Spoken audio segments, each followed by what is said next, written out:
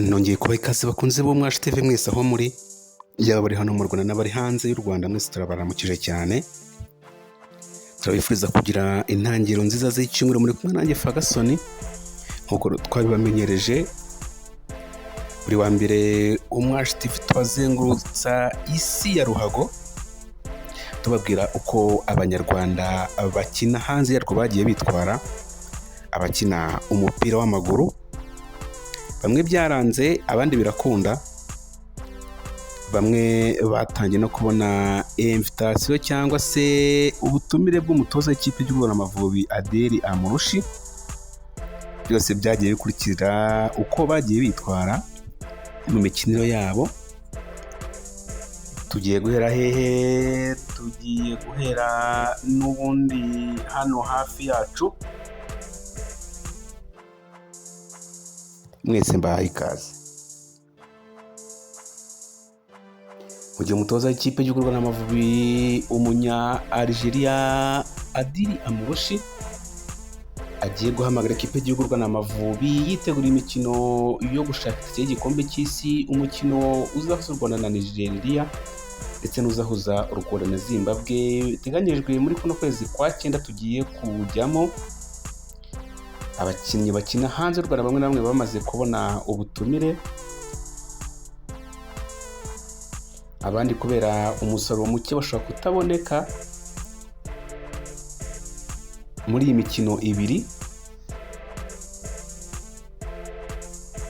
Reka duhere muri El Merreikh Bintou yo muri Sudani y'Epfo, ikinamo Ishimwe Sarehe ikomeje imyitozo ikomeye zibafasha kwitabira imikino y'irushanwa rya Sekafa Kagame Cup 2025 izabera mu gihugu cya Tanzania mu kwezi kwa 9.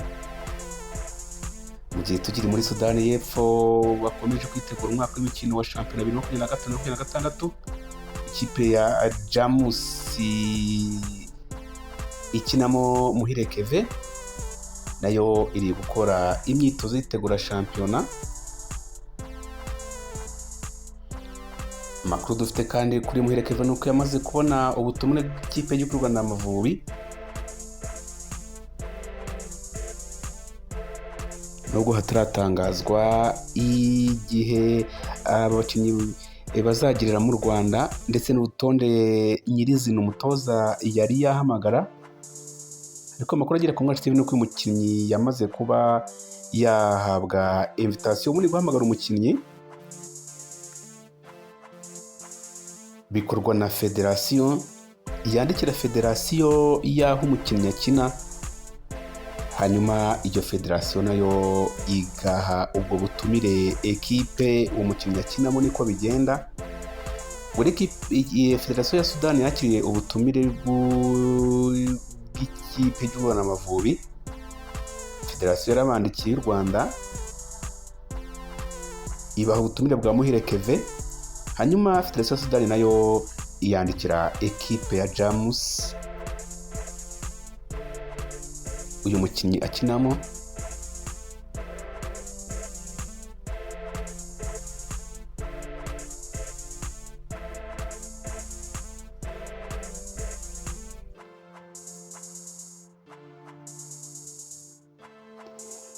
Reka tunyarukire mu gihugu cya Misiri. Ku cyumweru gishize nibwo Mugisha Bonheur uzwi nka Casemiro ukina ikipe ya Al Masry yo mu Misiri icyiciro cya mbere yafatanyije na bagenzi be kunganya na ikipe ya Pyramide ibitego 2-2 ku munsi wa 3 wa shampiyona. Tubutsa ko iyi Pyramide izakina n'ikipe ya Peri Football Club mu mikino y'Afurika CAF Champions League, makipe yabaye ya mbere iwayo mu mashampiyona. Uyu mukino ukina mu kibuga hagati rero mu ikipe y'u Rwanda Amavubi yabanje mu kibuga, ahubwo yagiyemo asimbuye ku munota wa 82 muri ino kipe ya AS Masry mu gihugu cya Misiri.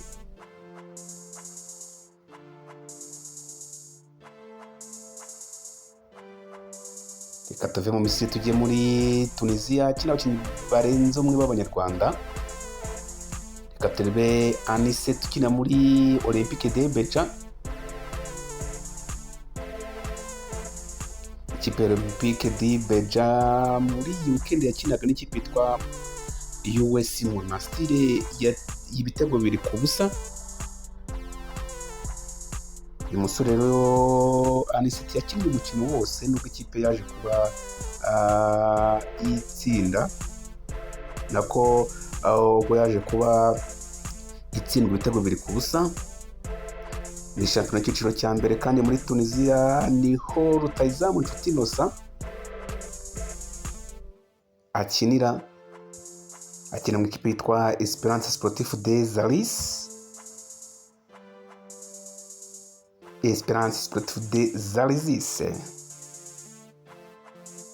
uyu musore mu cyumweru gishize yafashije ikipe ye kubona amanota 3 ku bitego 2-1 batsinda Club Afrique. uyu Nshuti Innocent wabanje ku ntebe y'abasimbura yinjiyemo ku munota 37 ni nawe watsinze igitego cya kabiri cyahesheje intsinzi ino ekipe ku munota wa 80. nuko ino ekipe ya Esperance Sportif des Allis yegukana amanota 3 bifashijwemo n'urutahizamu ikipe y'u Rwanda Amavubi Nshuti Innocent.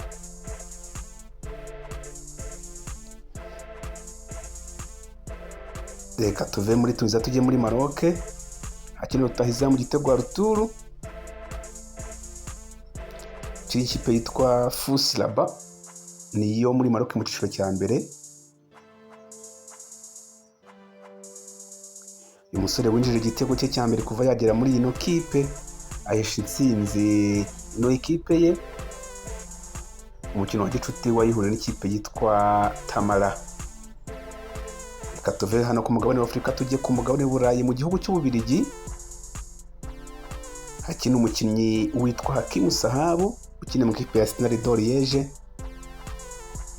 mu cyiciro cya mbere mu gihugu cy'Ububirigi. umusore yinjiye mu kibuga asimbuye ku munota 46 ubwo ino kipe ya Standard de Liège yatsindwaga n'ikipe yitwa Cercle Brugge ibitego 3-0. ni inshuro ya gatatu y'ikipe yikurikiranya itakaje umukino ku bitego 3-0.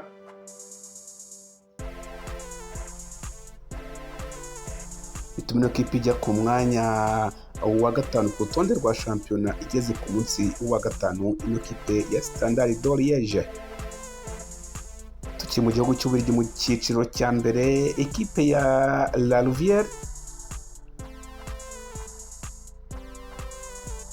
yanganyaga n'ikipe yitwa Royal Union Saint-Gilloise ubusa ku busa. ni umukino wagaragayemo umukinnyi w'umunyarwanda witwa Samuel Gret umukinnyi w'ikipe y'igihugu Rwanda Amavubi umaze igihe adakina kubera imvune. uyu mukinnyi w'umunyarwanda rero ukina mu kibuga hagati yinjiye mu kibuga ku munota wa 73 asimbuye. Reka tujye mu gihugu cya Libya hakina abanyarwanda babiri ni Manzi Thierry ndetse na Bizimana Djihad abo bari mu biruhuko nyuma yo kwegukana igikombe cya shampiyona. Reka tuve muri Libya tujye muri Azerbaijan hakina umunyarwanda Mutsinzi Ange Jimmy. ino kipe rero nayo yatangiye shampiyona 2025-2026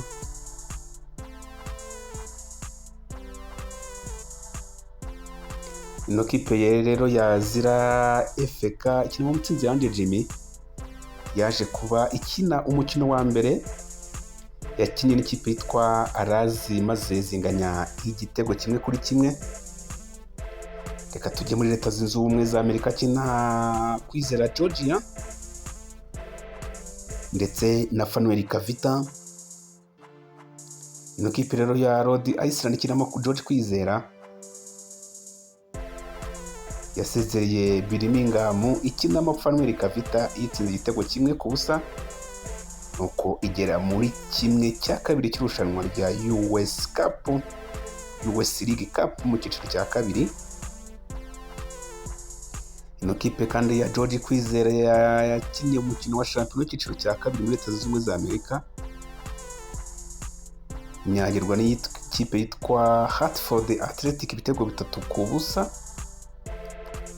Ni mu gihe ino kipe ya Kavita yitwa Birmingham yanganyije n'ikipe yitwa Pittsburgh 1-1. Gukora abakinnyi twabashije kumenya uko bitwaye bakina hanze y'u Rwanda b'Abanyarwanda, uko bitwaye birabaha amahirwe yo guhamagarwa mu ikipe y'u Rwanda. Amavubi ishobora guhamagarwa uyu munsi cyangwa ejo. Dore ko u Rwanda rufite imikino 2, aho ku itariki ya 6 z'ukwezi kwa 9 u Rwanda ruzakina na Nigeria muri Nigeria mu gushaka itike y'igikombe cy'isi, ndetse na tariki ya 9 Nzeri 2025, ubwo ni muri kuno kwezi n'ubundi kwa 9. Umukino wa mbere uzaba ku itariki ya 6 z'ukwezi kwa 9, ndetse n'itariki 9 z'ukwezi kwa 9. Umukino wa Zimbabwe ntago hari hamenyekana aho uzabera. Reka rero mbashimire bakunzi b'Umwashi TV mwese aho muri, nawe niba utarakora subscribe kandi hano ukazogera kugira ngo ukurikirane ibiganiro byacu bya buri munsi. Twibanda kuri siporo cyane, umupira w'amaguru. Ababwiye ko nta handi wakora amakuru y'abakinnyi b'Abanyarwanda bakina hanze y'u Rwanda uretse hano ku Mwashi TV. Mukomeze mugire ibihe byiza, mwari kumwe nanjye Ferguson. Mugire intangiriro nziza z'icyumweru. Uwiteka ababere byose muri byose. Mukomeze mugire ibihe byiza.